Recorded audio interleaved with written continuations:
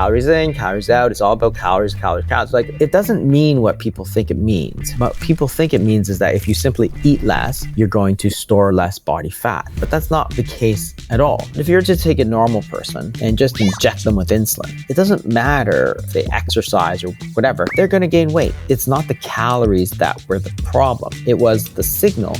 Dr. Jason Fung, New York Times best-selling author, world expert on fasting, and the man challenging everything we thought we knew about weight loss. Certain foods are more fattening than other foods. They're not equally filling. Lisa was actually a CCU nurse, like a highly trained medical professional, but she was overweight and she had tried everything, but she couldn't do it until she started with the fasting method, lost about 150 pounds. You don't eat for a while. What happens? Well, your body is just going to use those stored forms of energy. It's going to burn the sugar and burn the fat. Now, you did mention that you can have fat during a fast. What are the best fats to have? Natural fat. Butter is a natural fat. Coconut oil is a natural fat. Bacon is a natural fat. And it's not willpower that's the difference. The difference is those.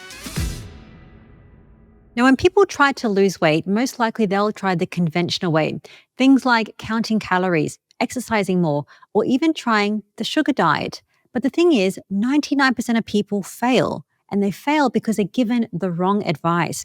So today, my guest, Dr. Jason Fung, will share the very simple scientific way that you can lose weight when everything else has failed, the biggest fasting method that might be holding you back, and how Dr. Fung's patient, Lisa, lost over 130 pounds and the exact fasting method that she used to lose this weight. So Dr. Fung, my first question. If somebody has just clicked on this episode and they really want to lose weight and they've tried everything like counting calories, exercising, everything, but nothing is working, what do you think they might be doing wrong? I think that there's actually a lot of things that could be happening because the idea is that we sort of focus on sort of what to eat, sort of eat this, not this, eat this, not this. But that's really only one part of it.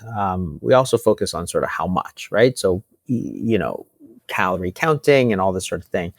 But there's actually a whole lot of other things that go into eating behavior that I think are really important to understand.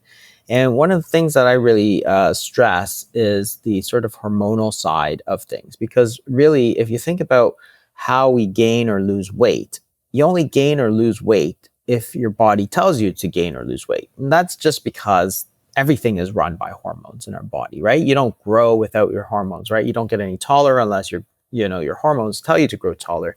Nothing happens in the body. That's how our body gets chemical messages. But for some reason, people in obesity medicine sort of ignore the whole role of hormones in that. So there are lots of different hormones that you have to consider. So insulin is one of the major ones you have to consider.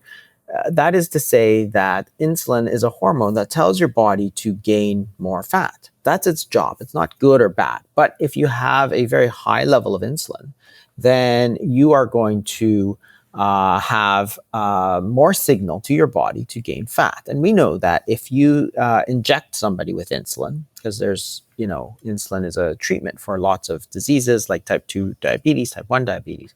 But if you're to take a normal person and just inject them with insulin, they're going to gain weight. It doesn't matter how, much willpower they have or if they exercise or whatever. If you tell their body to gain weight, they will gain weight.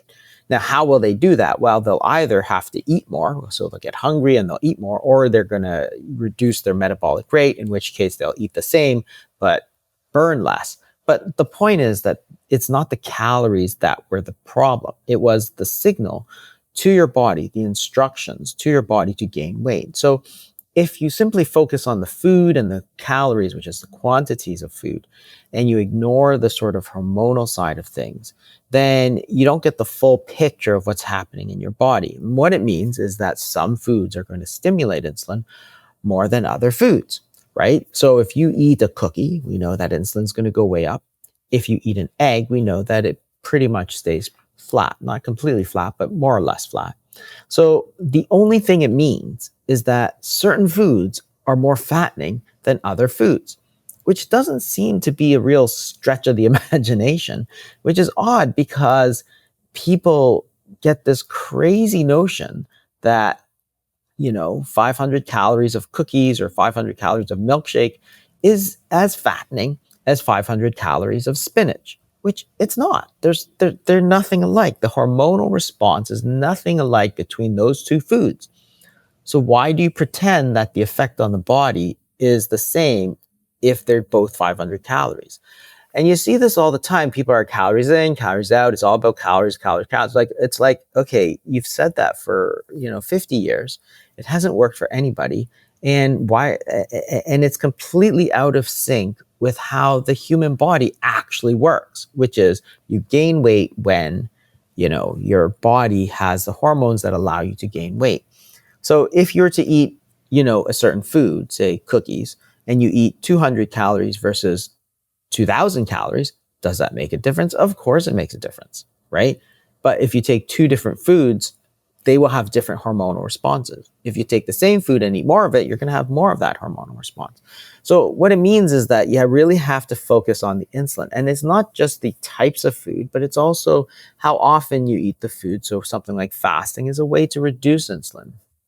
But there are other factors in the food which lead the insulin response to change. So the time of day, for example, if you eat early in the day versus late in the day, it makes a difference. You can eat the same meal and you will have more of an insulin effect if you eat it late at night as opposed to the morning. So what it means is that if you eat at 11 p.m., then your body gets more, so same meal, your body is going to have more of this insulin effect, which means your body gets more of this instructions to store more of this energy. So you're going to gain weight more easily. So don't eat late night snacks.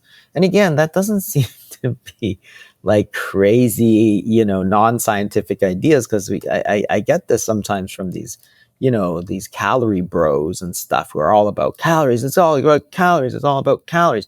It's like calories is not a physiological notion. That is, you can open up any textbook of physiology. And they've been, we've spent the last, 200 years of medical research defining the pathways of, metabolism. And in none of those pathways of metabolism do you actually find calories.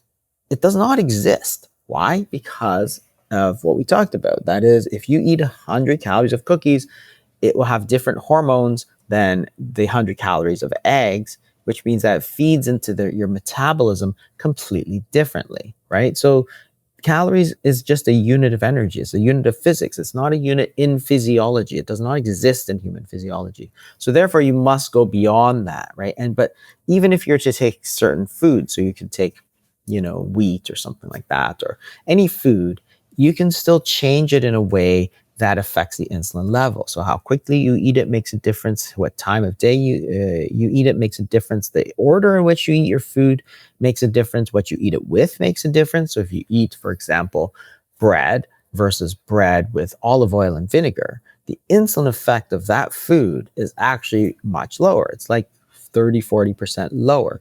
So what it means is that your body gets less of this signal to store that energy. So remember, people talk about calories in, calories out. They have this energy balance equation, which is that the amount of fat equals calories in minus calories out. Now, it doesn't mean what people think it means, because what people think it means is that if you simply eat less, then you're going to store less body fat. But that's not the case at all, because body fat is tightly controlled by hormones. It's sort of like saying the money you save in the bank equals the money in, which you earn, minus the money out, which is expenses. If you simply make more money, it does not necessarily mean that your bank account gets bigger, right? It only gets bigger if you make the deposit. Same thing with the food. If you simply rewrite that equation of fat balance equals calories in minus calories out, you can say that calories in equals fat balance plus calories out. That is, for every calorie you put in your mouth, you either have to store it or burn it, right? That's logical. So that means that if you to eat more calories, you don't necessarily store more calories, because it all depends on that sort of balance. And what determines that balance? It's your hormones, right?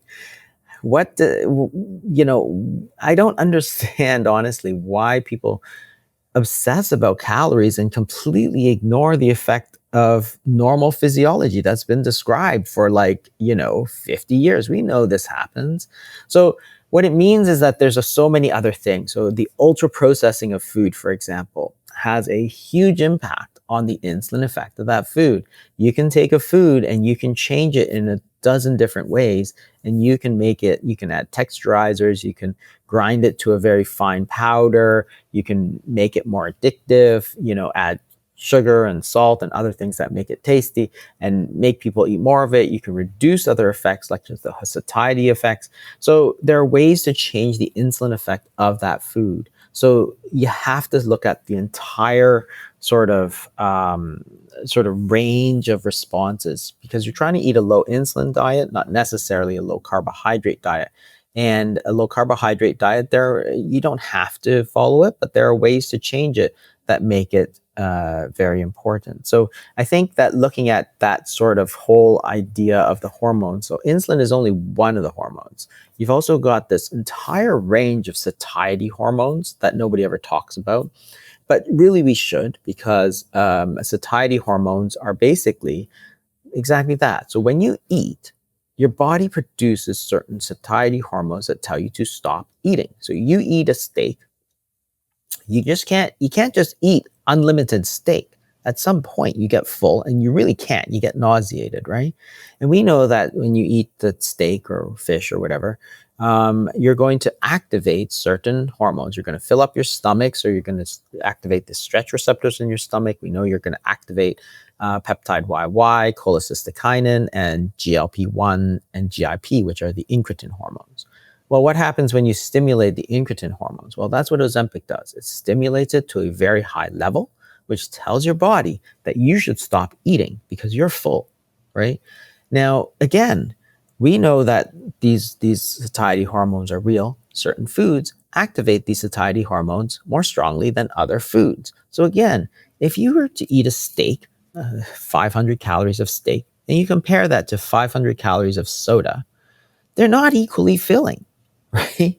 So you drink 500 calories of soda, you don't get full at all. In fact, it's like you're drinking water, right? There's no satiety effect practically at all, right? You can keep drinking. That's why they sell those, remember those big gulps and stuff? They're massive, these massive things. People could drink them, even though they'd be like 1,500, 1,800 calories, because they don't activate your satiety hormones. So if you think about a milkshake with like 2,000 calories, right? You get one of these frappuccinos with, or ice cream and whipped cream, and there's a huge number of calories, right? But there's no satiety. Like, you don't feel full after that. If you were to eat the same amount of salmon, you'd be like, I can't eat this much. Like, stop giving me salmon, right? Why? Because you've activated those natural foods have activated the satiety hormones. So the problem is not the calories. The calories in both, cases are equal. The difference is that in one case, you're activating a hormonal set, which is, high insulin, which says store all these calories, and low satiety, which is like no GLP-1, no CCK, no peptide YY, no stretching of the baroreceptors, filling of the stomach. So no satiety, but insulin very high, which means you're storing it all. Versus, so that's like a soda. Or you can eat eggs, the equal amount of calories of eggs. You're going to get very low insulin, which means that instead of your body storing it, your body's leaving the calories, the energy out for your body to burn, right? And two, you're going to activate those satiety hormones, and therefore you're going to stop eating. And it's not willpower that's the difference. The difference is those hormones. So you have to focus on the hormones, because everything in our body is focused on hormones. That's really everything that we need to know. And yet nobody talks about this. This is what sort of drives me crazy, actually, because I see it's like, this is like basic medical school physiology. Like, I don't understand, right? I think that many people are really desperate to lose weight and they'll follow anything that might sound good to lose weight.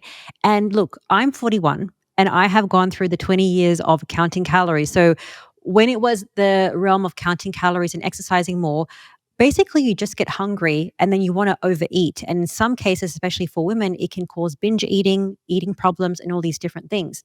But people will generally say that even if I eat whole nutrient dense foods like eggs and salmon and beef and steak, but if I count my calories, I'll lose weight. The moment I don't, I will put on weight. What are they doing wrong in that instance?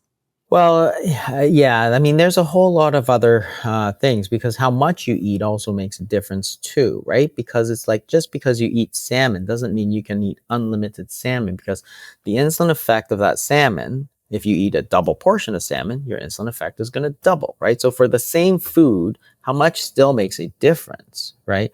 But what you have to understand is that there's supposed to be this natural mechanism for us to stop eating. And that's one of the things that a lot of foods have sort of circumvented, right? And this is a lot of the new research into things like food addiction and emotional eating and ultra processed foods is that you might think you're eating the right thing because a lot of foods get sold as very healthy for you.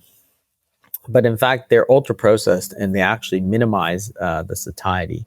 So certain foods, if you think about, natural foods that you just sort of like a piece of fish, it's really, really hard to overeat that piece of fish because at some point you will stop. However, if you now change it into some ultra processed fish, like filet o fish or fish sticks, or you turn chicken breasts, you say, oh, I'm just going to eat this chicken nugget instead, right? It's an ultra processed version of the natural food, and there are ways through processing to minimize those sort of satiety hormones. Like, for example, in the chicken nugget, for example, it still starts with chicken, right? But then you get these artificial flavors, you get texturizers, you get emulsifiers.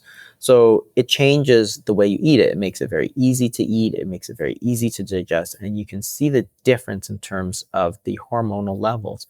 You can take even a food like bread and you compare it. So if you take commercial white bread, which is almost the worst thing, for you, really, there's a ton of chemicals. If you ever look at the ingredients, a bread really should have like 4 ingredients sort of thing, right? But if you look at commercial white bread, there's like 10 ingredients, including all these things. And what they've done, of course, is to make it softer and easier to eat. That white loaf, you get it nice, soft and squishy. It's not naturally like that. They actually add a lot of chemicals to make it like that. They're called texturizers and emulsifiers. When you make it so easy to eat, you can actually make it the insulin effect much higher because you're able to just sort of pound that stuff down. Also, if you were to eat it, the carbohydrates by themselves, you actually increase their effect. So there are different ways. So what you're doing wrong could be like a million different things. There's like a lot of different factors. I mean, this is actually what I've been talking about a little bit in my blogs, and I'm going to talk about it in some of my YouTube videos now. But that's the thing that really needs to be understood a little bit more, is what are the other factors other than the foods that you're eating and the amount that you're eating that are important. And I'm talking about this I'm actually writing a new book now called The Hunger Code, which is sort of the second part of the obesity code, which is sort of talks about hunger. And the idea is that if you think about overeating, right? You take this idea that you're overeating, which you are compared to what you're burning, right? And that's the only way you can gain weight. The question is, why are you overeating, right? And the answer is because you're hungry. Nobody eats to a certain calorie proportion. Like, this is the way that we are naturally built. When you count your calories, you could eat 500 calories of a milkshake or a soda, and you can eat 500 calories of a steak and have totally different effects, right? And that's the problem, is that doesn't take into account that. But there's also 3 different types of hunger. There's the homeostatic hunger, which is, so if you look at it scientifically, there's not one type of hunger. You eat because you're hungry, but there's different types of hunger. There's the homeostatic, which is the hormones that we talk about. There's hedonic, which is you're eating for pleasure, in which case that's that's the stimulation of dopamine, for example, in your brain. So when you enjoy something, you want dopamine. Well, they've sort of hacked this in the ultra processed food world to give you sort of this maximum dopamine. So in fact, people eat because it makes them feel better, and that's the whole idea of comfort foods. You're not eating because your stomach is growling and you feel hungry. You're eating because you feel depressed. And therefore, it's a form of medication because you're giving yourself a little bit of hit of dopamine. And therefore, you can understand why some people get addicted to this, which is another sort of burgeoning area of research, is that you get addicted to these foods, mostly ultra processed foods, right? Because people are like, oh, I'm addicted to chocolate. I'm addicted to sweets. I'm addicted to potato chips. Nobody says I'm addicted to salmon. I'm addicted to apples, right? I love salmon. I love eggplant, but I'm not addicted to eggplant in any way. I'll eat it when I can, but it's not like I must, or, I won't eat eggplant even though I know it's bad for me. I won't keep shoveling eggplant into my mouth.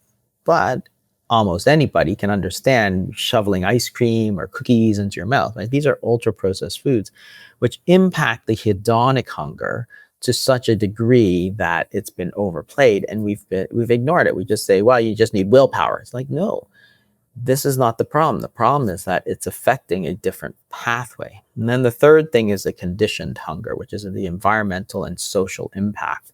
So the way you eat, what you eat, how you eat is impacted to a huge degree by the people around you and the social environment that it sits in. So you can take the same person, and there's been so many studies about this. So if you take a Japanese person in Japan, their risk of obesity is very, very, very low. You take that same Japanese person and plunk them down into California, their risk of obesity within a generation or two is equal to that of an American person, even though their genetics are the same because they've married Japanese people. What's different about it is the food environment in which they find themselves. What are the social norms? What is societally acceptable, right? If you compare 1970s United States to 2020s United States, again, you can look at places that are genetically similar, but the risk of obesity in 1970 is much different than that in 2020. Well, what's the difference? Not genetics. It's the food environment. It's the fact that there are all these extra ultra processed foods, the fact that you can eat anywhere, the fact that we're eating all the time. Like there's all these different things, and people have studied this. So if you have a close friend who is overweight or becomes overweight, your own risk of gaining weight goes up by 171%. It basically dwarfs anything about your diet, what you're eating, and how much you're eating. It's because if you have a friend who is eating French fries all the time, you're likely going to, that behavior will rub off on you, right? If a sibling increases in weight, your risk of obesity increases by like 40%. Like there's massive, massive increases. There's lots of studies on this. So you take if you follow military families and you take a military family and you move them into a county where obesity is high, their risk of obesity goes up. Again, same person, same genetics, same everything, but the environment. So your friends, your family, it makes a big difference. So why are we ignoring it? Why do we pretend that it doesn't mean anything? So it's the environment in which you find yourself. So for example, if you had an office meeting in 1970 and you're really bored and you want a cookie or something, right?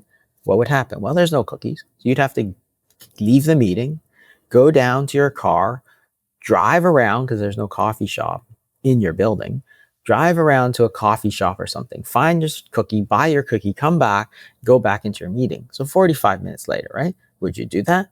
Of course not. Nobody would do that. But on the other hand, you go to 2020s and you go to a meeting, it's really boring. Somebody order a plate of cookies, it's sitting right in front of you. Well, you're going to eat 2 of those cookies because you're really bored, that you didn't need, you didn't really even want, but you're bored. So the environment in which you find yourself has played a sort of massive role in what you're eating, right? And then everybody says willpower. Well, if you have to exert willpower every single time you go to a meeting at work, well, that's difficult, right? Because willpower is sort of a limited thing. You can only do it for so long. If you keep, you get up in the morning and you walk down the hall, and there's coffee shops, there's fast food places. You're allowed to eat anywhere, because remember, again, in 1970s, you're eating at a table. You're not eating in your car. There's no cup holders. You're not eating, at your desk. You're not eating on the run. You're not eating, there's no takeout meals. Like, that environment you find yourself in has limited your ability to do these sort of things that are going to lead to overeating, if you will, because that's going to, a lot of ultra processed foods and stuff. You go to the mall and there's all this, it's these, the smell of Cinnabons, and you're watching TV and there's Food Network on, and then there's commercials. So all of this environmental aspect, and then you go and you see your friend who's eating, a big meal, and they're eating French fries and potato chips and junk food, and they eat that 6 days a week. So it's like, oh, that's just normal, right? Because that's your best buddy, right? And so that's just normal. So again, the environment is what makes a difference, right? Because again, it's like, if these things make a difference, then why don't we pay attention to them, right? Why do we pretend that it's all, this crazy, oh, it's all calories in, calories out. It's all you. It's like, it's not all you. How can you have 70% of Americans overweight and obese, and like 20 something percent of Italians? But the minute you take those Italians and stick them in America, they all get overweight. Well, obviously, the environment plays such a massive, massive role that you have to identify, what is it about the environment in America or the UK, or, certain of these places that have a higher than normal level of obesity, and why don't we start paying attention to these? Because if we have the ability to change our environment, like, and I'll give you another example. If I was, if I was the head of, a company, I'd basically say, no eating at your desk, no like office cake after work, and no bowls of candy on the thing. That's just not allowed. It's not fair to people who are trying to lose weight to have an office party with cake like every month or whatever. That's just not fair, because you should be able to participate in the birthday celebration or whatever without being exposed to cake, which everybody agrees is not good for you, right? So, but that's the environment, right? It's not just an individual decision. And I think that, understanding these sort of ideas is very important, because like, you could try to do everything right, but if your environment is completely stacked against you, you're getting stimulated, you're getting exposed to food, the smells of food, the thought of food, all your friends are talking about, the food, then it's difficult, right? So if you want to succeed, you have to take into account all of those things, other than just the types of food and the quantities of food, because that's only the very beginning. As Dr. Fung mentions, there's many aspects when it comes to losing weight. It's not just about the food, and it's not just about the diet. And later in the episode, we'll talk about a very easy way that you can lose your visceral fat and your belly fat. It's actually about doing less, not doing more. And when it comes to overall health, many people want to lose weight, but another very important aspect of health is our mental health. And recently I did a very important episode with Dr. Georgia Eid on mental health. Now, she's a Harvard-trained psychiatrist, and that episode has about 1.5 million views. And she says that if you wake up feeling down, depressed, anxious, or maybe you have brain fog, that is not a normal way of being. And I know this because I suffered this for most of my life. You see, I suffered from a mental health issue from a very young age. It wasn't something that I could speak to my family or my friends about. But what I found completely helped me, along with going keto and then now doing carnivore, was to understand my thoughts and my emotions through therapy. And my therapist gave me so many different practical solutions, things like diaphragmatic breathing, journaling, meditation, and this very interesting but weird ice cube sensory activity, which basically redirects your focus. Now, this has helped me so much, and that is why I have BetterHelp as a sponsor of today's episode. Now, you don't have to have a mental health issue to benefit from therapy. And BetterHelp is on a mission to help you achieve any of your health goals. It could be things like dealing with emotional stress, trauma, or just sticking with a goal that you've set for this year. And it's really easy to get started. Simply fill out a questionnaire and you'll be matched with a therapist in as little as a couple of days.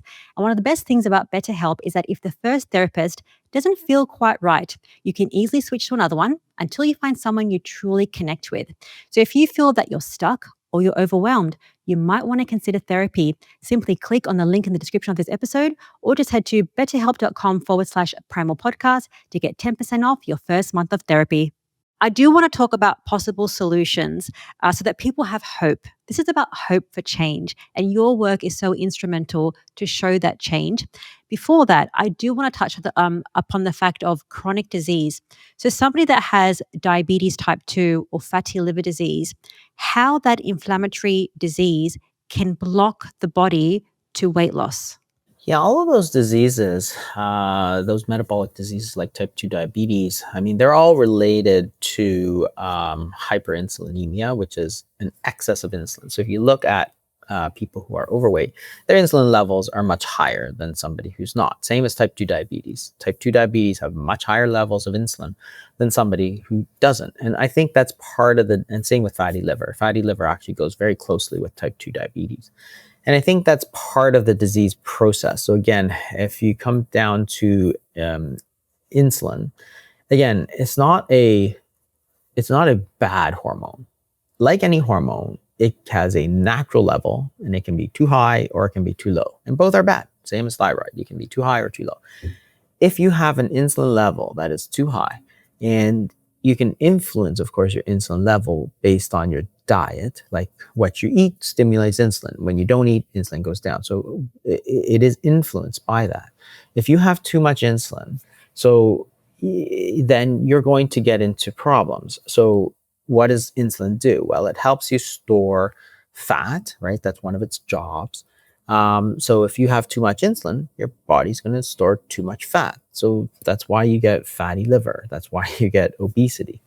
Type 2 diabetes is a disease of hyperinsulinemia, which is also known as insulin resistance, right? When you have too much insulin. So, insulin, it basically helps glucose go into the cells. If you have high insulin levels, then the glucose goes into the cells, but too much glucose goes into the cell. So eventually your cell just gets massively filled up with glucose. And therefore, the glucose can't go in. Even though you still have insulin, glucose can't go in. It's just like if you have a bar and it's Super Bowl Sunday. Well, the bar opens its door, all these people come in, but now it's full. Well, no more people can come in, even though the doors are open. Same idea, right? So if you have a cell that has too much glucose filled because of the insulin sort of leaving the doors open, then it's going to be full. But basically, all of those diseases are diseases of hyperinsulinemia. So if you have too much insulin, insulin has a job, is doing too much of that job. You're going to store too much fat. You're going to get too much fat in your liver. You're going to get too much fat on your body. But the ultimate cause is that hyperinsulinemia, which means that, hey, you can influence this with your diet, which is actually great news. Because if you think about these diseases, these metabolic diseases that actually contribute a lot to health problems. So if you have type 2 diabetes, it's one of your biggest risk factors in terms of heart attacks, strokes, cancer. It's a leading cause of blindness, leading cause of amputations, leading cause of kidney disease, leading cause of nerve damage, bad infections. So all of these diseases that are caused by metabolic disease, type 2 diabetes, and fatty liver are potentially reversible. In fact, you can completely get rid of them if you simply change your diet. The big mistake, of course, is that doctors almost never talk about the diet. Instead, they just basically say, count your calories. They don't care about the hyperinsulinemia, which everybody acknowledges exists in these diseases, even though we all know that these diseases are characterized by a very high level of insulin in the body. Okay, so you can measure it. You can easily measure it. Doctors will rarely say, well, your insulin level is too high. You should really change your diet. to stimulate less insulin because it's too high, right? That this seems completely logical to me, yet no doctor will ever tell you that. And it's like, okay, that's odd. I get told this all the time. Like people will message me, they'll watch my YouTube video on reversing diabetes, for example, and they say, wow, I had diabetes for 10 years on insulin. I did what you told me, and I'm now not diabetic anymore, which means they reverse their disease. And I'd be like, that's great. And in the back of my mind, I'm thinking, why did your own doctor not help you? And you had to watch a YouTube video that I put online to get the proper medical care, right? That's ridiculous. But the good news is that if you now focus in on that insulin piece and then you eat a sort of a low insulin diet, which means paying attention to a lot of factors other than the foods that you're eating and also how often you're eating it. There's other factors like we talked about.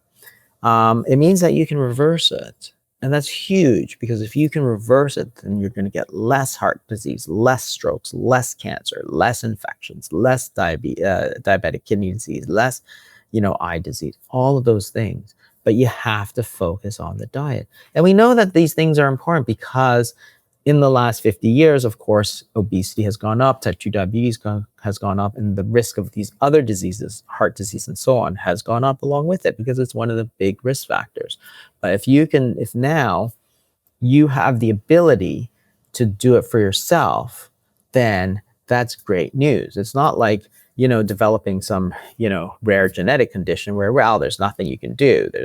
You can rely on sort of new treatments, but that's about it, right? There's nothing you can do from your own lifestyle standpoint. This is not like that. The diseases that are affecting people more than any other disease are these chronic diseases of metabolism, metabolic diseases. And the good news is that you can do something about it as long as you listen to the proper people, which means you're getting the proper advice in terms of your diet, which of course isn't like it's not, I'm not trying to come up with new things, right? I'm telling people, don't eat like ultra processed foods. Don't eat so many refined carbohydrates. Don't eat all the time. Well, if you're overweight and have type 2 diabetes, doesn't that just seem like logical?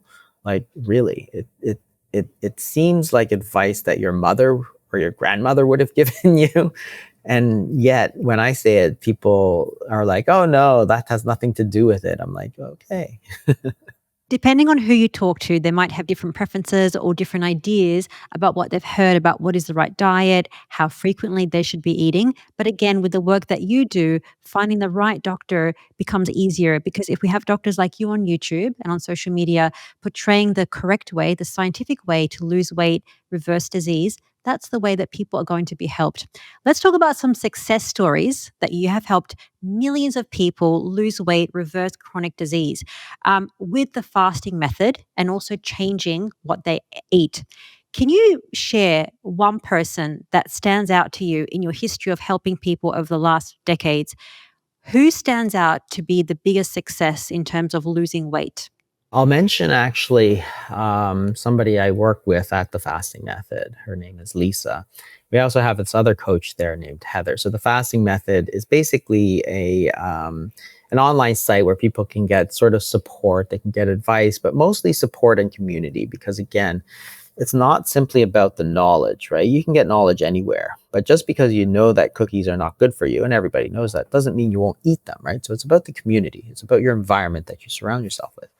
Well, both Lisa and Heather, Lisa was actually a cardiac CCU nurse. So like a lot of people, like a highly, highly trained medical professional, but she was overweight and she had tried everything, right? Because obviously she knows the effect of weight on risk of heart disease, for example, but she couldn't do it until she started with the fasting method.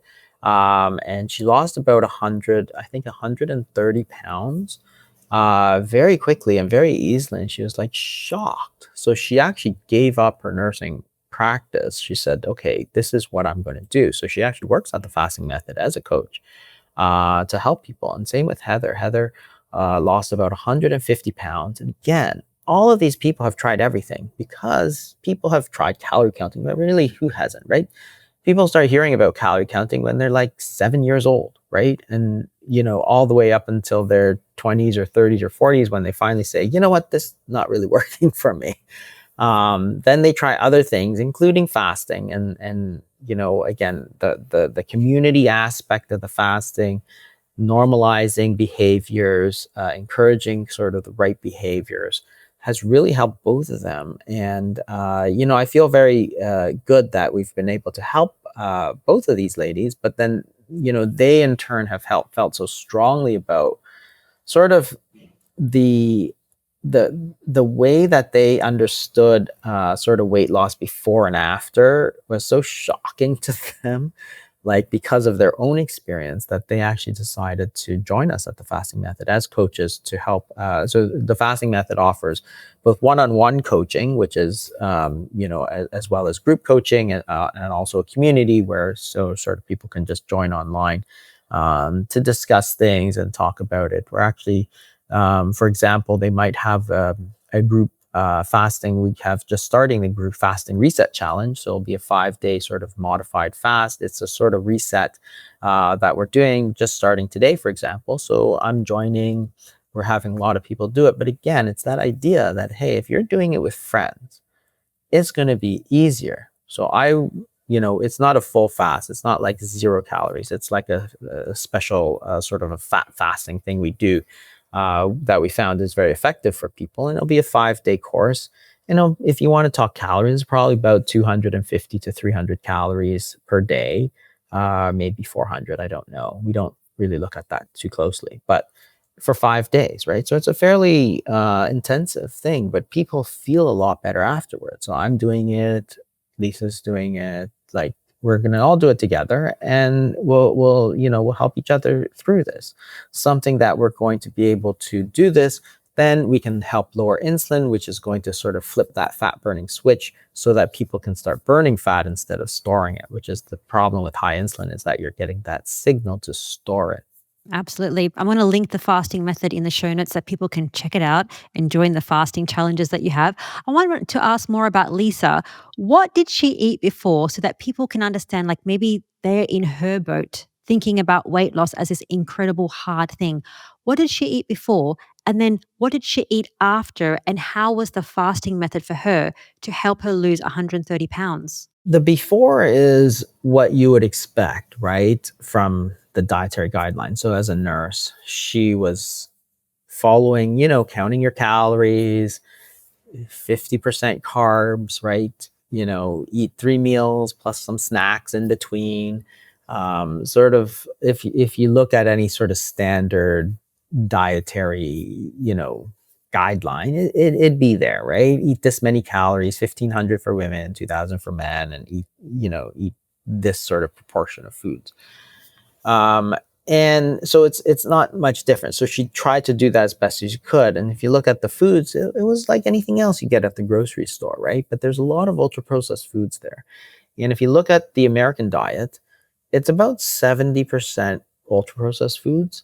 So instead of eating a lot of fresh foods, like vegetables and meat, for example, there's a lot of these boxed foods and prepared foods and all this sort of stuff. And that's about 70% of the American diet. And I don't think Lisa was much different than that. But she thought she was eating the right thing.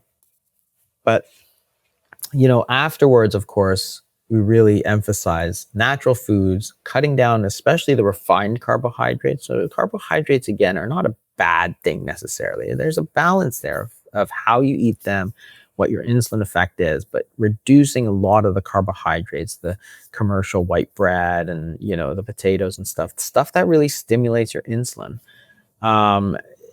was very important for her, because she says, sort of a light bulb came on, right? Because a lot of these starchy foods, you can go back into the 20s. I have a example of an article in the 1920s from the Reader's Digest, which was already talking about how to lose weight. They're talking about cutting out all your starchy foods, cutting out your potato, your bread, and so on. So this idea that you should cut out starchy foods has been around a while. Now you get into the sort of dietary guidelines era, and they're like, eat 50% carbs. You have dietitians who are like, you must eat carbs, which actually isn't true.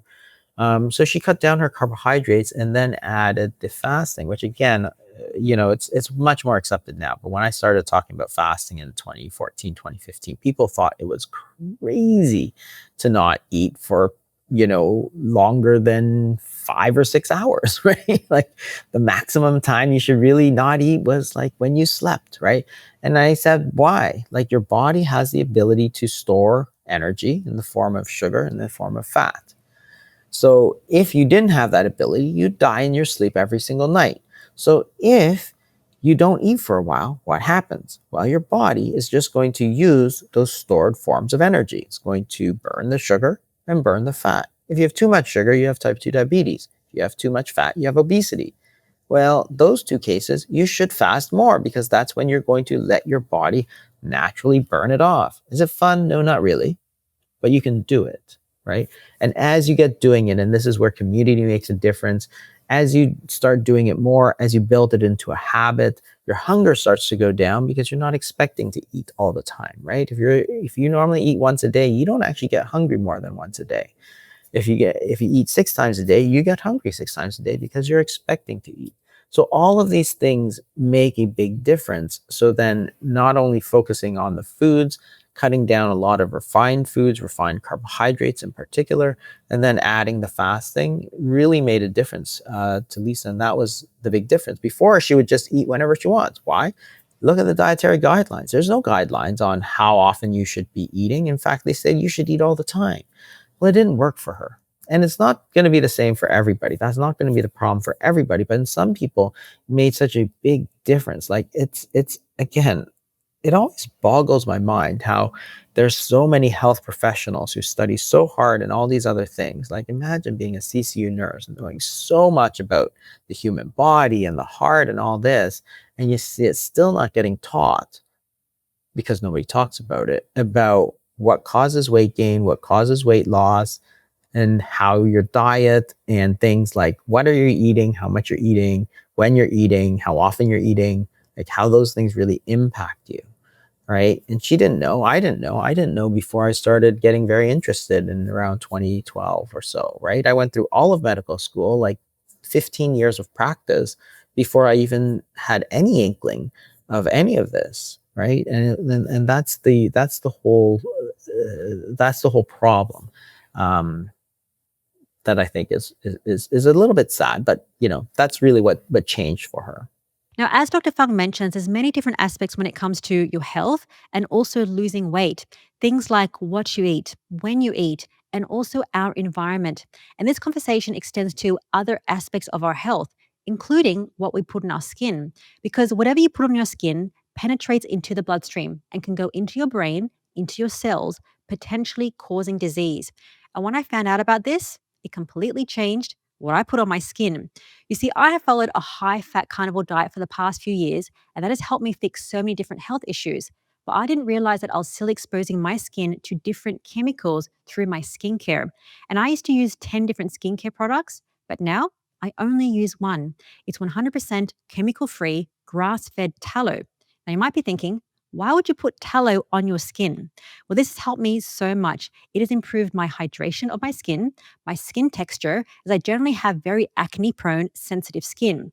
And this has helped me so much. And that is why I created a chemical-free tallow balm for you and me to help with our skin. And I'm very excited to share that with you. The Primal Tallow Balms contain 100% grass-fed, grass-finished tallow that naturally contains vitamins A, D, E, and K2. So what does that mean for you? Well, you could experience a better hydration, better skin texture. And the best thing is there's no nasties, there's no preservatives. It's just 100% pure tallow. And I use the unscented tallow balm every single day. Just a small dollop lasts me 24 hours. So if you want to be chemical free from the inside out, grab a tallow balm. Just head to shop.theprimal.com and get 10% off your next order. I want to talk about the 5 stages of fasting so that people can understand what happens in the body, because you did a video about this. It's really interesting. When you go from point zero. So when you put down the fork, you've eaten your steak or the food, and then what actually happens when you stop eating.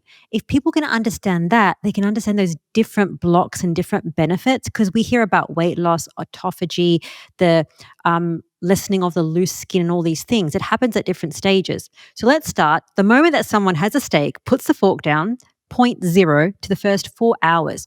What's happening in the body, in the hormones, and we can go from there.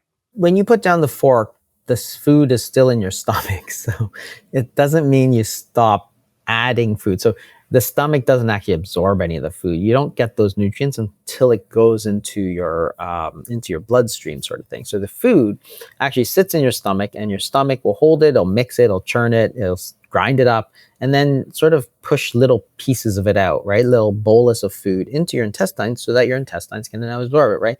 And that makes sense because you're going to eat more at one time than you can actually absorb. You can't simply overload it. Some people who don't have a stomach actually get this thing called a dumping syndrome, where because all the food goes in all at once, they actually get very sick. But that's what the stomach prevents. It prevents you from having this dumping syndrome, but it means that when you put down the fork, you're still absorbing food because some of it is coming out at the same time. So then that's the first sort of 4 hours. So insulin doesn't stop the minute you put down your fork. It actually continues to go up that's sort of the first stage. Then, of course, you start to go down. Now, as you start to go down, what happens is that your body now has to start switching, right? And your body has to switch from absorbing nutrients to releasing nutrients, right? Because after you eat, you've got energy, you've got glucose, you've got a source of energy, you've got calories, right? Calories are a source of a measure of energy, right? So you've got calories coming in your food, your body can use it for energy. After about 4 hours, your stomach is empty now. There's no more food coming in because you're not eating. So now you're into that fasting stage. Your body is going to start releasing glycogen. So glycogen is a storage form. So your body can store energy in two forms, sugar and fat. Sugar, which is carbohydrates, is a chain of glucose. Well, you can eat that glucose and your liver can then put it together in a form called glycogen, which is basically a long chain of glucose. And your body will then simply release the glycogen. It'll take the glucose that's in a big chain, chop it up, and then release the glucose back into the blood. And that's, that's the release of glycogen, which is glycogenolysis, which is lysis means breaking up glycogen, right? The opposite happens when you eat, which is you make glycogen or, glycogenesis. So that's the sort of first stage. You get this continued rise in insulin. Then as your body senses insulin is going to go down, which is a signal to switch into this sort of glycogenolysis. How much sugar can you store in the body? If you have full glycogen stores, then you can do about 18 to 24 hours with glycogen. So not a long time, because people go 10, 20, 30 days fasting, right? If you look back at Gandhi and other people, they go much longer. But you're not burning fat. You're burning glycogen at this point. And that's why people like to eat the ketogenic diet, because if you don't eat barely any carbohydrates, so you have barely any glucose, then you have barely any glycogen because you don't have any glucose to build glycogen. So you use ketones, which is a measure that you're using fat as a source of fuel.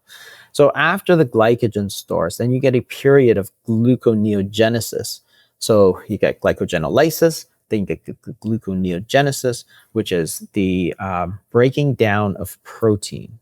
So this, people used to think, wow, this is really, really bad, right? You're losing muscle. And it's like, no, you're breaking down protein. And the point is that there's a lot of excess proteins that need to be broken down. So the excess skin is a source of protein, the excess connective tissue, which holds it. And if you've ever watched these sort of fat loss shows where they go on and have lost a lot of fat, and then they have this excess skin, and they have to remove it.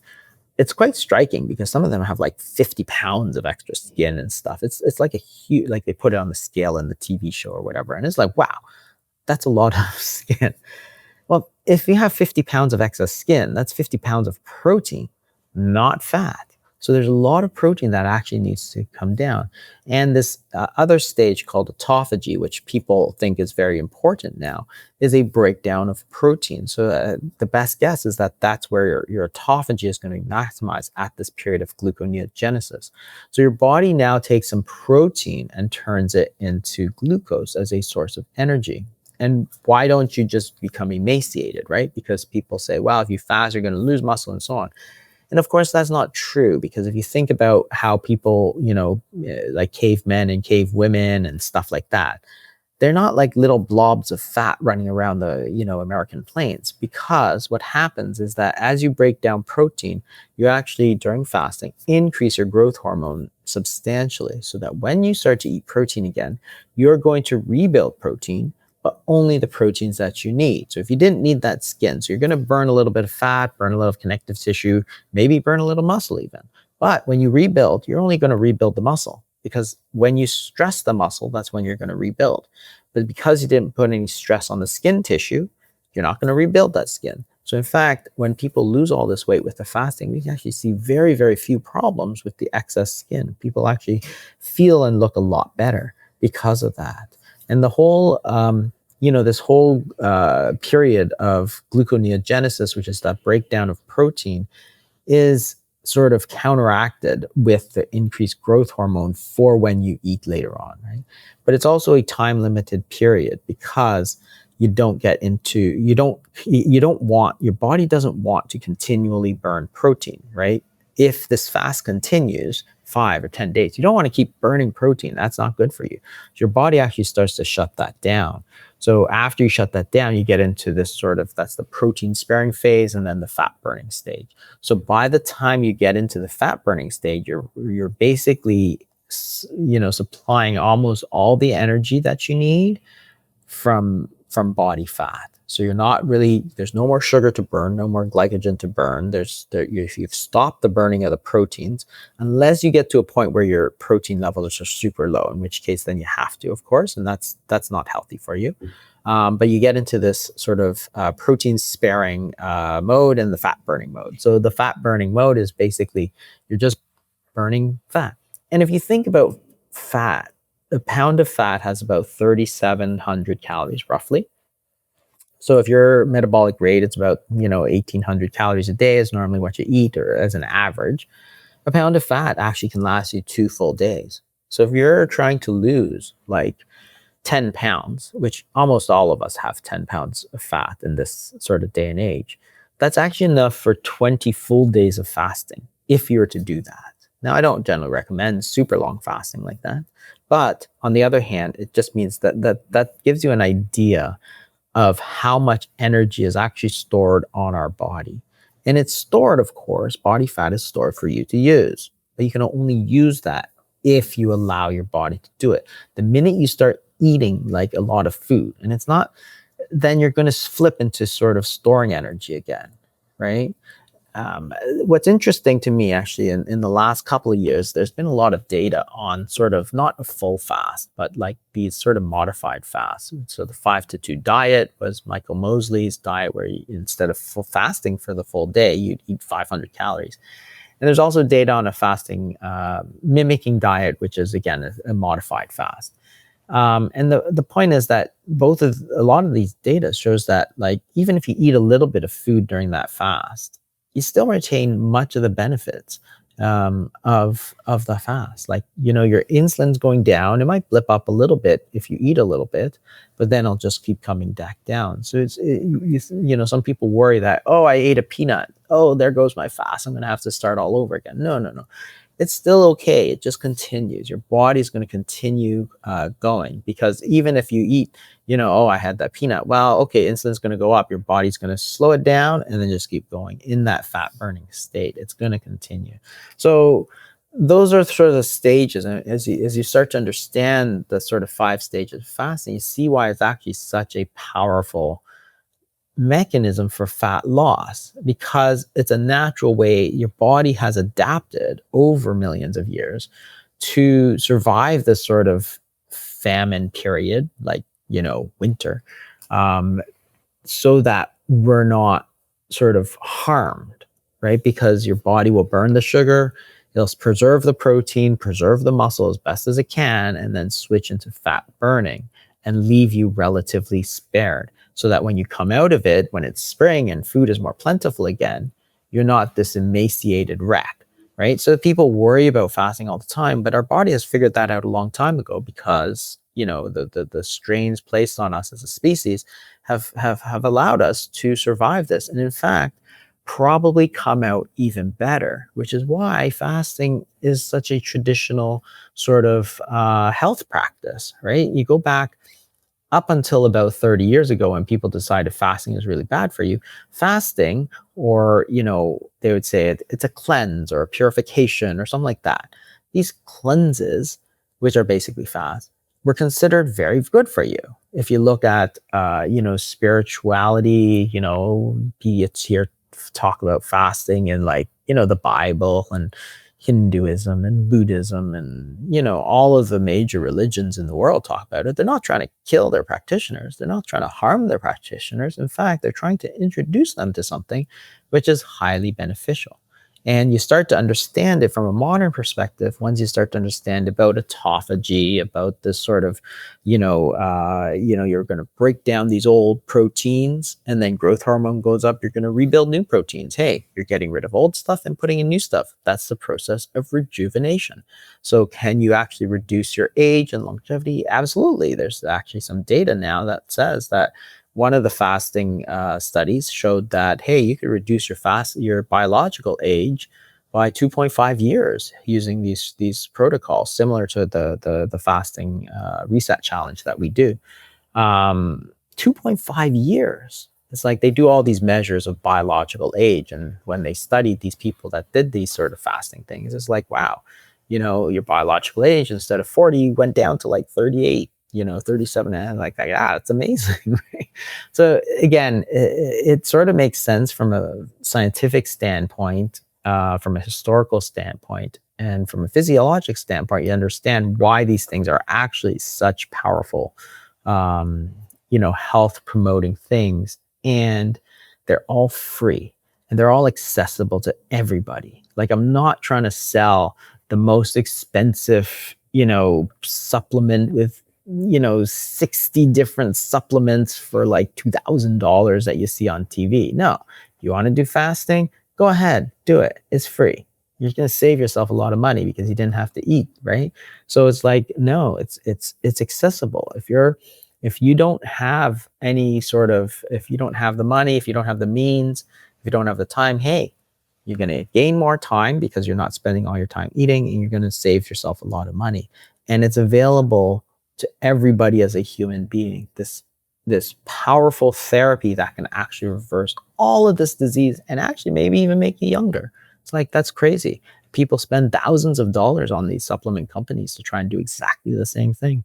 I do want to talk about specifics around how people can start, because people hear about 16-8, 18-6, 1 meal a day, or OMAD. So if somebody has weight loss in mind, they want to be like Lisa, lose 130 pounds, how can they start fasting to lose weight? Yeah, there's lots of different regimens, and a lot of them didn't work for people. Keep in mind that a regular fasting period is about 14 hours. So that's enough to sort of keep you in balance, but not that powerful. So if you finish dinner at 7 and eat breakfast at 9, that's a 14-hour fast, right? And that's what everybody used to do in the 70s, which is enough to keep you, a stable weight, but not really very powerful for weight loss. You can push that a little to 16-8, and some people do extraordinarily well with that. People who are, have more stubborn weight loss and stuff, find that they have to go out to sort of 24 hours. So 24 hours is sort of a 1 meal a day. And the idea is you're eating one meal. So suppose you eat dinner once a day. So you're dropping breakfast, dropping lunch. The idea is not to eat a huge dinner, because you're not trying to take your breakfast, lunch, and dinner and eat it at all one sitting. That's not the point. The point is to eat a normal dinner and then drop breakfast and lunch. And what you're trying to do, of course, is encourage your body to take the calories that you would have eaten at breakfast and lunch and eat your own body fat, because that's just stored calories as well.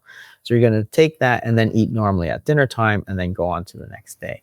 So that's a 24-hour fast, so 1 meal a day. And that can be done, it can be done sort of most days of the week if you want it to. You can then go further. You can do the full day, which is like nothing for the full day until, so that's like a 36-hour fast. Because if you eat dinner tonight and then skip the whole next day and then don't eat until breakfast the morning after, you're talking somewhere around 36 to 40 hours, depending on what time you eat breakfast and dinner. So that's, again, more powerful because, again, if you think about it, you're getting over that period of, if you go to 36 hours, you make sure you're getting that full period of autophagy, which is probably around 18 to 24 hours, but then you're getting into that fat burning mode. Once you get there, if you continue that fast into a longer fast, like we're doing this 5-day reset right now, and again, keep in mind that you don't have to do a full 0 calories, right? You can still do a little, which will sort of, it'll slow down your benefits, but it'll make it a lot easier. Then what you're doing is you're trying to stay in that fat burning mode because you tried to eat, burn off all the sugar. You've gone through there. You've gone through the gluconeogenesis. Now you're in that fat burning stage and you want to try and stay there for a few days to sort of maximize it. Because if you think about it, every day that you stay in that sort of longer fast, you've got to burn fat. There's no other choice for your body. You don't have any more of the glucose, the glycogen that you've stored away, unless you're diabetic, in which case your sugars will continue to fuel it. But it's good because if you have excess sugar, you're going to burn it down. You've gone through that protein, the gluconeogenesis, so you're in the protein sparing mode, and then you're in the fat burning mode. So if you're in that fat burning mode, that's when you're going to want to stay there if that's your goal. So any of those can work. So 16, 24, 36, or multiple days. Generally, the longer you go, the less often you do it. You're not going to do it every day. So it really depends on what people like. Some people really love the long fast, and some people think it's just terrible. I actually do both. So I'll do sort of 16 to 24 hours on most days. And then on every so often, usually like after a holiday or something where, usually you're eating too much and too much of the wrong foods, as everybody does. But I don't feel guilty about it because I know that I will be doing some fasting so that I'll be able to make up for it. Yes, I'll have stored a little bit too much of the fat and too much of the sugar, and now I'm going to burn it off. Well, after a week, after like 5 days, I'm back to normal. My hands fit normally, my weight's the same, my sugars are the same. So, hey, not only did I enjoy that, week-long cruise that I just had, but I made up for it with the fasting, and now I'm back to normal. Hey, what's better than that? Why feel guilty about your cruise that you take for the next 3 months because, hey, your pants don't fit properly? Why don't you just get rid of it, right? Now, I find it relatively easy to do, and maybe it's because I've been doing it for a while. Not everybody finds it easy, so they'll want to do the shorter ones. So I can't tell you what the best one to do for any particular person is because we're all different. We're all different people. We all have different needs. So that's why, a community like ours is the fasting method is quite powerful because there's different people and people will chime up and they'll say, you should try this. You should try this. I have a great recipe for this. Oh, I have this, right? And then you'll be able to find something that helps you because not everything is useful for everybody, and that's okay, right? And that's where people go off the rails. Like some people are like, if you're vegan, that's you have to do vegan. Like you might do well on veganism, or you might not. I don't know. Nobody knows. Everybody reacts differently, so you got to try it and do it and see. I want to ask about what to have during a fast. Because I don't think that many people love to have absolutely nothing. They like to have something. Now, you did mention that you can have fat during a fast. How much fat can you have, and what are the best fats to have? In terms of fat, the best ones would be natural fat. So any fat that sort of exists in nature is going to be useful. Your body's going to handle it fairly well. So butter is a natural fat. Coconut oil is a natural fat. Avocados are a natural fat. Bacon is a natural fat, actually, even though there's some protein in there too. But the fats, the reason is that you're trying to lower insulin, and fats don't lower insulin much. Now, it doesn't mean you can eat unlimited fat, because if you're eating fat, you're going to store fat, and therefore you're going to have to burn that off. So you are going to slow down your weight loss. But on the other hand, if you can get sort of like 80% of the benefit, but it makes it 50% easier. Hey, that's a pretty good trade-off. So a little bit of cream in your coffee is fine. Bone broth is another thing that a lot of people use. Again, it's not a full sort of 0-calorie fat. There's a bit of protein, there's a bit of fat there, but the key is also you're able to add some salt, because some people, they get a bit salt depleted during fasting, especially the longer ones. And it's odd to put salt in water and drink it, although some people do. Some people really love pickle juice too, which has a lot of electrolytes and stuff. But if you use bone broth, you're going to get a lot of those electrolytes that your body still wants, and the salt that your body still wants, without being it strange. Like, not strange, but it's not everybody's sort of favorite thing to drink pickle juice or salt and water, which some people do, and they do very successfully. So bone broth is another one.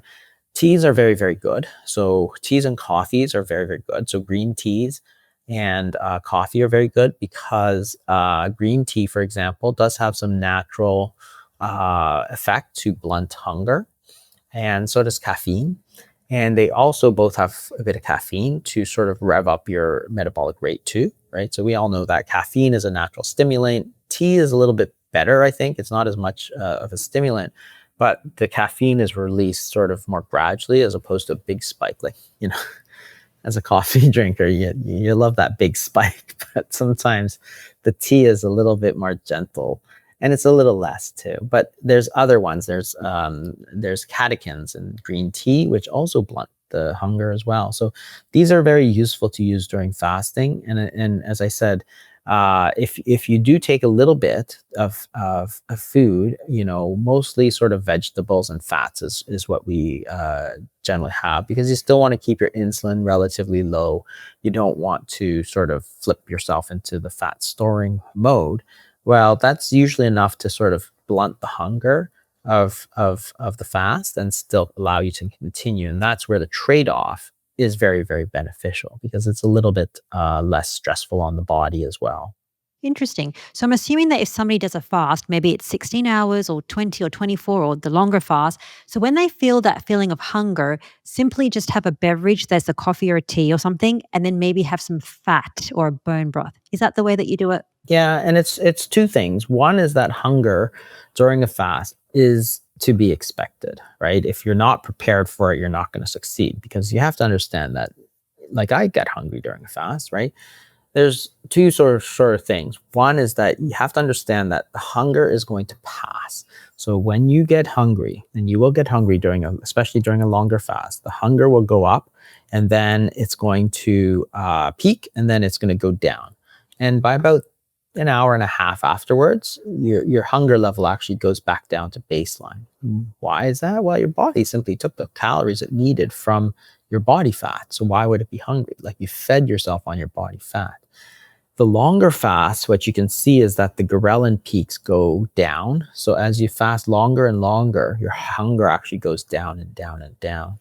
The other thing is, if you do take a little bit of fat, it often helps, not just with the hunger, but there's this sort of psychological thing where you just really don't get hungry. And I'll tell you that when I do these longer fasts, like the 5 days, it's never the physical hunger that actually gets me. It's the, oh, I really want to eat that because it's like delicious.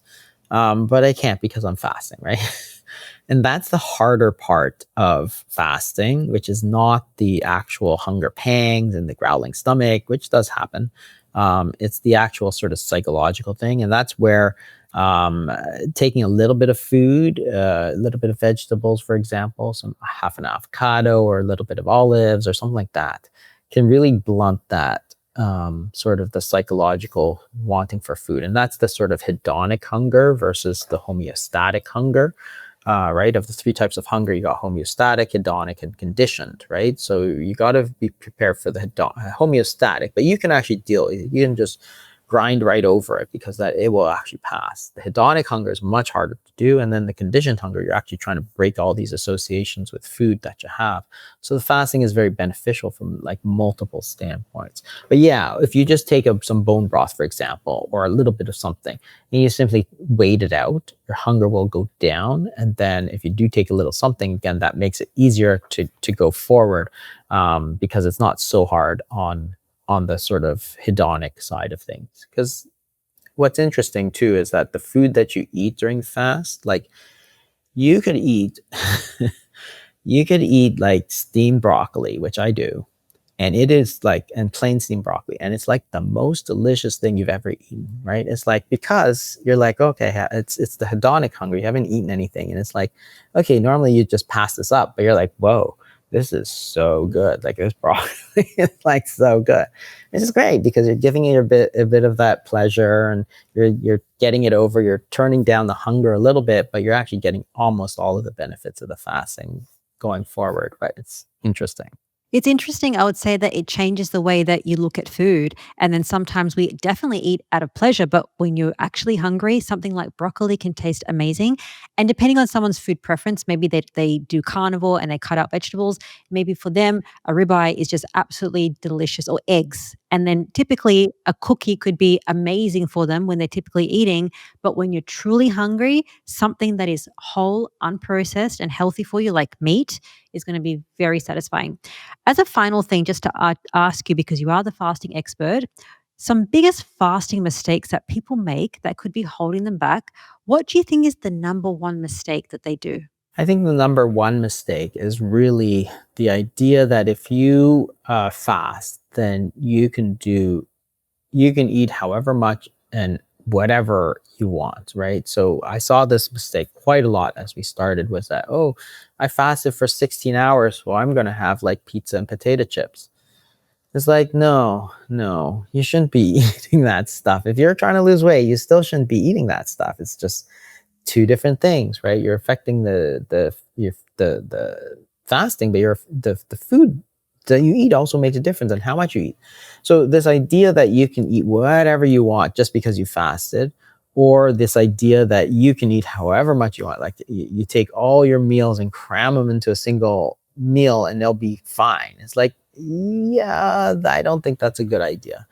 And that was a mistake I saw all the time, like especially in a few years ago when the first studies were coming out. People would put them on these fasting studies and they tell them one day fast and the second day eat like 150% of your normal. I'm like, why would you tell people that? Like, it made no sense to me, because they're trying to be very scientific and stuff. But it's like, no, you're getting everything completely wrong. So there was this idea for a while that was promoted out there, not by me, but by a lot of the other people who sort of jumped on that fasting bandwagon, that, hey, you could eat junk food and whatever just because you fasted, or you could eat unlimited quantities of this sort of not very like junk food just because you fasted, like it's okay, right? There's this idea that you could do that, and it's like, no, that's probably the biggest mistake I see. And it was partially, I think, because fasting was relatively new, and a lot of people, there was I once asked this guy who did the study, I said, well, in rats, if you let them eat whatever they want and they do this, 24-hour fast, they still lost weight, and therefore they did it for humans. I'm like, okay, well, you can't always apply a rat study directly to a human being, because it's much more complex, right? So that's probably the number one thing, is this idea that you can still just do whatever. And the other thing is, really, the other tip I have really, is to really find a supportive group that will allow you to be successful. And I don't think it's any different than any other endeavor. Like, if you want to be a good runner, joining a running group is probably a pretty good idea, right? If you want to be good at basketball, then joining a good basketball team is probably a good idea, right? As opposed to just doing it yourself. Yes, you can be great if you just run yourself. But as humans, as social animals, I think it's a lot easier. And I don't think fasting is any different. I think that's what a lot of the research tells us about communities. And, if your community is one that supports what you're doing, then you're going to be successful. If you're in a community that really doesn't support it, then you're probably not going to be successful no matter who you are, right? It's just the reason that people want to get into the best schools and all this sort of stuff, right? It's because they know. I mean, people pay, tens of thousands, sometimes $100,000 a year to get into the best schools, right? Especially you read these stories about New York City, they're trying to get into the best schools at kindergarten and stuff. And it's because people know that the people you surround yourself with makes a difference. And so therefore, I'm not encouraging that, but, really find yourself that group. And that's what we've tried to create at the Fasting Method, is a group of people who will accept it, who have done it, who will help you in the journey because they've done it themselves and found so little help out there. Or people go into the wrong groups and they tell them, well, you can eat, potato chips all day long just because you fasted yesterday. And it's like, well, that's not good advice, right? So you have to find the right group of people. Another great advice would be to understand the differences between fasting for women and fasting for men. Is there a difference? Oh, absolutely. So I did a video about that as well in terms of the fasting for women, and it is a little bit different. There are specific things around the cycle. So in the premenstrual women who are, people who are still menstruating, and the premenopausal and the postmenopausal, there's a difference. And because of the difference, there's sort of a best time to fast, the easier time to fast, which is sort of in the first part of the cycle. And then in the second half of the cycle, it's probably better to focus on sort of healthy foods and healthy eating and so on, as opposed to the fasting. And that's borne out by experience. My partner at the Fasting Method, Megan Ramos, who's worked with thousands of women, had actually noticed the same thing well before any of the scientific sort of rationale came around for it. But she said exactly what the science tells us. Like, there's a better time to fast during that period. For postmenopausal women, there's a few other things that you just have to focus on. Perimenopause actually is one of the highest risk periods for women for weight gain. It's actually a very tricky time, and that's why it's really important, if you're in that sort of perimenopausal period, to know about what is available to you. Absolutely. What would be the best tip that you'd get somebody if they're just thinking about, okay, I want to fast, don't know the best one, it's too hard, I need to lose so much weight. What is your best advice to somebody that's helped millions of people reclaim their health and lose weight? I think the best thing is just to sort of get started. And then, there's two ways to do it. You can either sort of jump right into a longer fast, or you can sort of just work your way up. And it's different, for everybody, right? It's just like going in the pool. Some people cannonball off the deep end, and some people walk in through the shallow end. There's no right or wrong answer.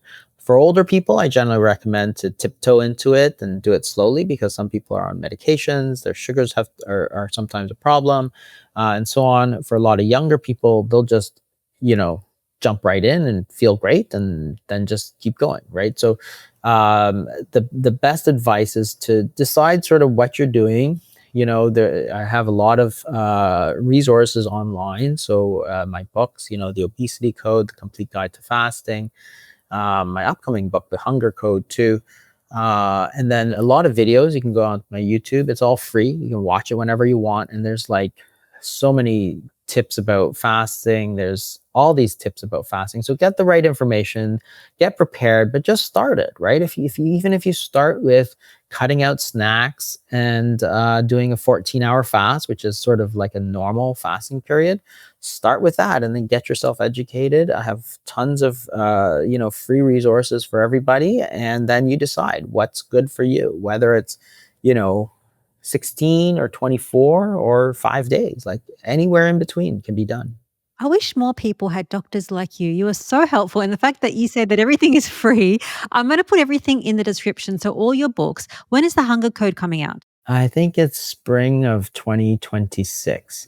It was I actually hadn't planned to write anything after, because I had sort of done a lot of that. But then there's so much interesting stuff. I was like, oh, okay, well, my publisher with the obesity code said, let's do a follow up on that. I said, okay, well, I wanted to call it like part 2 of the obesity code, because it follows along the same idea of that. So, it's just more detailed, and it's meant to be a part 2. But it talks more about hunger, right? Because the idea is that you got to manage the hunger. It's not the calories. You got to manage the hunger, because the reason you're eating is the hunger. Whether it's the hunger in terms of physical homeostatic hunger or the emotional hunger, it doesn't matter. If you're eating because of the emotional hunger, that's the problem. You can't fix it by saying eat natural food. Like, you can't fix it just by saying, oh, okay, eat this and this and this and count your calories, because you're not satisfying the emotional hunger, right? It's a completely different aspect to it, or it's a conditioned hunger, right? So if you're simply used to eating 6 times a day, well, then your problem is your habits, and you need to work on breaking those habits, not on counting your carbohydrates, right? Because it's a different problem entirely. You can't take the same answer and apply it to every single problem. That's one of the points I made in the hunger code, was that, hey, to the man with the hammer, every problem is a nail, right? So whether it's emotional hunger, it's calorie restriction. If your problem is food addiction, it's calorie restriction. If your problem is your environment, it's calorie restriction. If your problem is, excessive ultra processed food, it's calorie restriction. It's like, what is this? If your problem is ultra processed food, don't eat ultra processed foods. If your problem is food addiction, deal with the food addiction, get some counseling. If your problem is if your problem is that you're snacking all the time because it's a habit, break your habit. Like, what the hell? Like, how is that not obvious to people, right? But for them, it's like calories, boom, boom, boom, boom, boom. They're the man with the hammer, right? It's like, gosh, like, we got to be smarter. That's why you've got tens of millions of followers. Dr. Fung, thank you so much. Everything is going to be linked in the show notes. I hope people check out everything, because your work is just truly amazing. If people have found you 20 years ago, I think that you would have saved so many heartache and pain of people just doing these detrimental things. Thank you so much for your time. Thank you so much. Thank you for joining me today on this episode with Dr. Jason Fung. Now, if you're learning from and enjoying these free episodes, please hit the subscribe button. That's an excellent zero-cost way to support what we do here. Now, you can also find me on other social media accounts. I'm on Instagram and on X under the name of the Primal Podcast. Now, if you love this episode, you'll enjoy another episode I did with Dr. Nina Teicholz. We spoke about saturated fat and cholesterol and the effects on your heart. Nina will talk about the changes in the dietary guidelines and how that's actually increased the rates of heart disease and stroke, and if saturated fat is indeed important for our health and our heart. I'll link that right here. Finally, thank you for your interest in root cause healing, and I'll see you next week.